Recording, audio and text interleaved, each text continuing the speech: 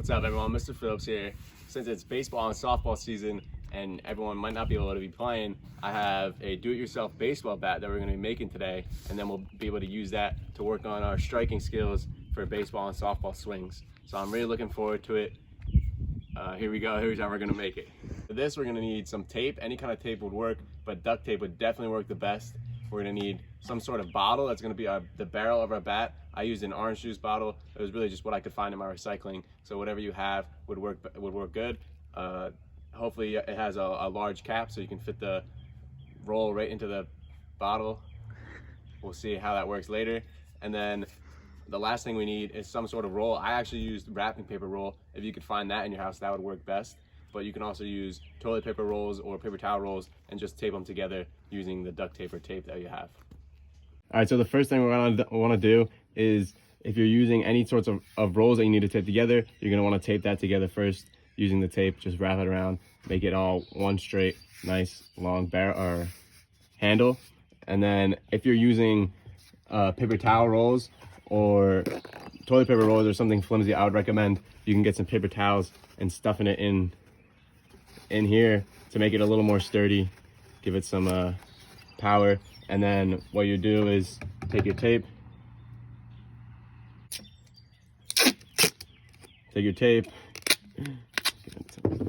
and then just tape over the tops in a couple directions so nothing falls out.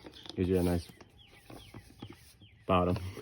All right, next we're gonna take our bottle and we're gonna add it to the bat handle. So hopefully your opening is big enough. If not, you might have to cut it like I did. Definitely ask your parents for some help with that. Don't just get scissors and start cutting. That's definitely something you're gonna need help with.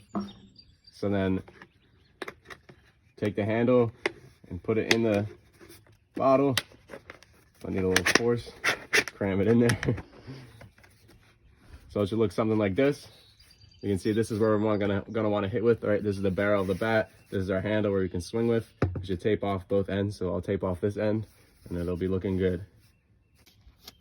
So also we're gonna want to tape this bottle to the handle of our bat. So tape it around, make sure it's on there nice and snug.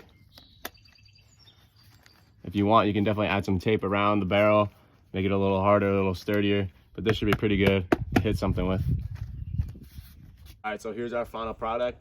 Definitely a good bat that we could hit something with. The thing I like most about making your own bat is you can get creative, customize it any way you want, really. I'm actually probably gonna get some markers later and draw some flames on this guy. Flames are always cool, so can't go wrong with that. Definitely be creative, make it your own. Right, before we put our bat into use, I'm gonna make sure everyone knows how we strike. So the first thing we wanna do is we're gonna take our knocking knuckles and we're gonna line them up together on the bat. So we'll grip the bat, line our knuckles up, two hands. If you're right-handed, you're gonna wanna put your right hand on top. If you're left-handed, you're gonna put your left hand on top. All right, now that we have how we're gonna hold the bat down, we're gonna talk about how we're gonna strike. So remember, if you're right-handed, your right hand's gonna be on top and your left shoulder is gonna be facing where the ball is coming from. If you're left-handed, your left hand's gonna be on top and your right shoulder is gonna be facing where the ball is coming from. The first thing we're gonna do is get in a ready position. We're gonna hold our elbow up. We're gonna take a step towards where the ball is coming from. So we're gonna step, we're gonna chop, and we're gonna pop. So remember, chop and pop, chop and pop, right? Our bottom back foot is gonna turn. I'm sure you all heard it plenty of times. We're gonna squish the bug, right? So there's a lot to put together. We're gonna put it all together. Chop, pop, and squish the bug.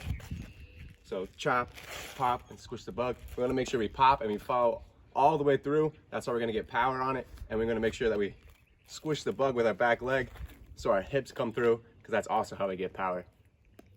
So putting this swing into action, we're gonna need something to hit.